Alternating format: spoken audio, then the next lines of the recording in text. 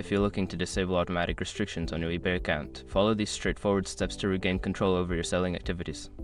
Step 1. Log into your eBay account. Start by visiting the eBay website and entering your login credentials. Make sure you have access to the account you wish to modify. Step 2. Navigate to Account Settings. Once logged in, locate the My eBay section at the top right corner.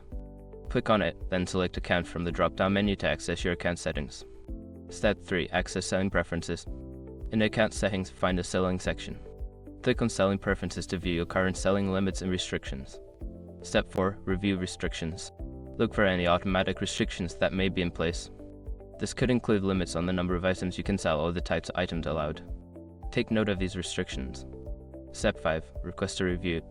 Before starting recovery, use the srock.com link in the description to open the Account Recovery Checklist generator and make sure your verification details are ready.